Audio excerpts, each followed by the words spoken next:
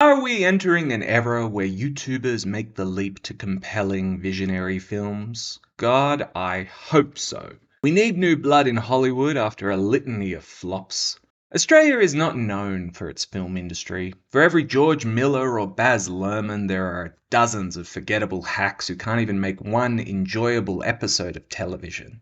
This is an unfortunate reality and is made very clear when you look at how few Australians will even show up at the theatre for a film made by one of our own. So I am very pleased to say that Talk to Me is an indie horror gem and a real exception from former YouTubers Danny and Michael Philippou of RackaRacka fame. I must say up front, I had never heard of them and checked out a few of their videos which were anarchic and hilarious, so I think they've had their success coming for a long time now.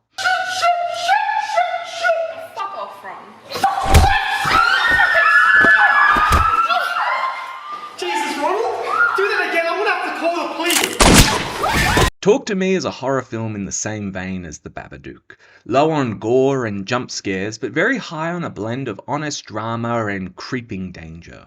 This is a mature horror which knows the tropes it needs to deliver, but still has a head on its shoulders and desires to communicate something more. The story follows Mia as she struggles with the death of her mother, Ria. She is deep within a depression and trying her best to remain mature despite the trauma. She has a crush on Daniel, who is currently dating her best friend, Jade. One night, she heads to a party with Jade and Jade's younger brother, Riley. It's hosted by Haley, and they've been posting videos online of kids getting possessed by a spirit. Jade doubts that it's real, but Mia is very curious to find out more, and so she joins in the game. This requires her to hold a strange-looking hand, which may have been cut off of a psychic or Satanist, and declare, "Talk to me." She does so and sees a rotting, animated corpse. Then, if she chooses, she can let that being in by saying, "I let you in." And of course she does, and the possession takes over. If you do this for longer than 90 seconds, it can cause irreparable damage as the spirit is able to take complete control. The possession is an intoxicating high though, and so the group invite Haley and her friend Josh back over to their house the next evening to play the game once more. Here, things take a turn for the worse as Daniel is humiliated by a spirit into fooling around with a dog, and even worse, Riley becomes suicidal, ultimately needing to be hospitalized. The story then sets up the question of will Riley be rescued from this possession, and will the spirit destroy any more lives before they can be stopped? I was left immediately with an impression that Talk to Me served as a neat criticism of party drugs. Using the hand is akin to taking ecstasy or DMT, and bored teenagers living in the suburbs are eager to experience some thrill and a taste of the unknown. Unfortunately, the downsides of this can be madness, or, if you're very lucky, embarrassing behavior caught on someone's phone camera. I think this was especially noticeable given the possessed slowly escape the clutches of the spirits if they just stay away from the hand, or the drug.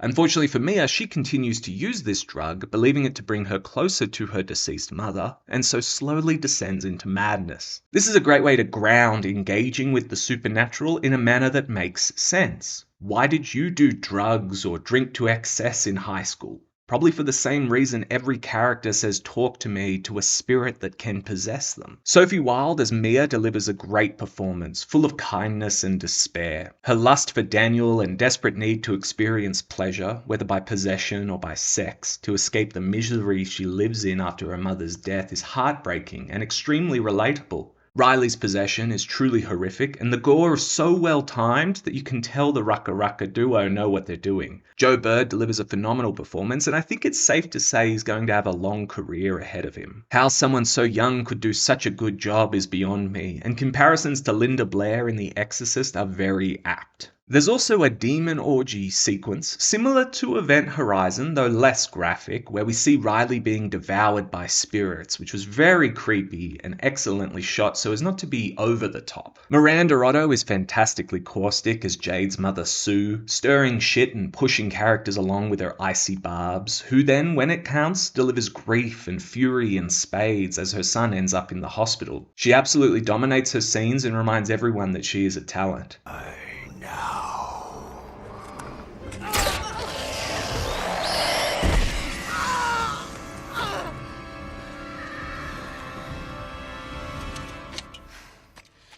am no man.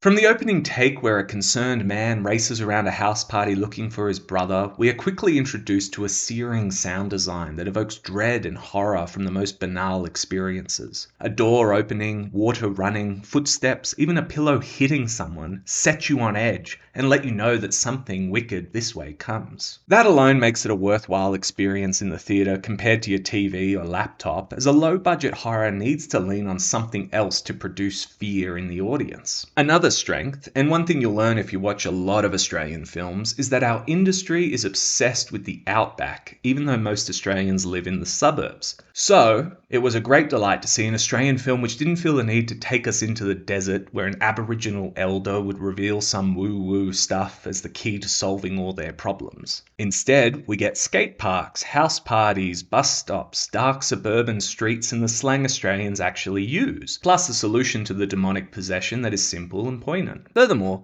characters are diverse without any of the aggravating speeches we've come to expect from Hollywood productions. They're young adults who are prone to peer pressure and love a cheap thrill. There's no need to get political when they're all so relatable. Hayley, played by Zoe Terakis, is a non-binary character who delivers a great performance and dominates every scene they're in. We don't need a heavy-handed moment about being non-binary to engender empathy. Just show us a person being human. All too human. Now, I do have some criticisms, and in particular, the transition from Acts 2 to 3 is very weak, with a conclusion that is quite rushed, and which didn't seem to me to have a strong setup in place to justify it in the first place. I would imagine that the brothers were not able to get the money necessary to add another 15 minutes to the runtime, given this is their debut film, so this may just be a fault due to the natural limitations of making a film. Another issue I had was the lack of thought put into how characters would react to a world that proves the existence of an afterlife. That's a very big deal and would radically change anyone's paradigm. At least one person, perhaps Daniel, who is noted as a Christian, could have made some kind of comment or wrestled with it for a moment. You've just been possessed by a demon or a ghost, so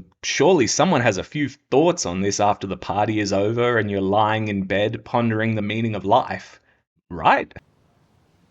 Right. This is especially jarring with the character of Daniel, who, as I mentioned, is a Christian. We see that the spirits or demons don't like him, going out of their way to humiliate him, and this seemed to me to be a setup to suggest the Christian faith could be used for an exorcism, but it doesn't go anywhere. Even Mia's desire to sleep with Daniel doesn't amount to anything substantial other than a creepy scene. This did stand out after the credits rolled as a missed opportunity or loose thread which could have been given some more focus. I think it would have worked well for her to murder the man she has a crush on in a demon-possessed rage after he rejects her, but that's just me. Furthermore, this criticism could apply to all the secondary characters who come into the movie and then are shunted aside in the third act without any real explanation or purpose. We learnt a lot about them in the first hour, only for it to go nowhere. Now, I've read that there could be a sequel, and so perhaps Mia's friends will end up being involved in the next story and it'll build to something more. I don't know. But it was noticeable. Nevertheless, Talk to Me has a rating of 7.5 on IMDb, as of this recording, which makes sense to me. Maybe it ought to drop a touch closer to 7, but ultimately it was a very enjoyable horror film, which shows that the brothers have great promise. If you consider James Wan's debut film Saw, and then look at his later work with The Conjuring, then you can see that a genre aficionado can grow into a very mature horror auteur for the mainstream. Ultimately, I think Talk to Me is sitting in my top 10 for this year thus far, thanks to the performances, mature themes, and very compelling sound design that elevated every moment into something intimidating. I'm a sucker for a good horror film and found this to be a real treat, warts and all. Hopefully this will encourage the Australian film scene to do away with obnoxious political and art house tripe in favour of a good old-fashioned genre pick. Believe it or not, those movies make money. Thanks so much for listening. They like you.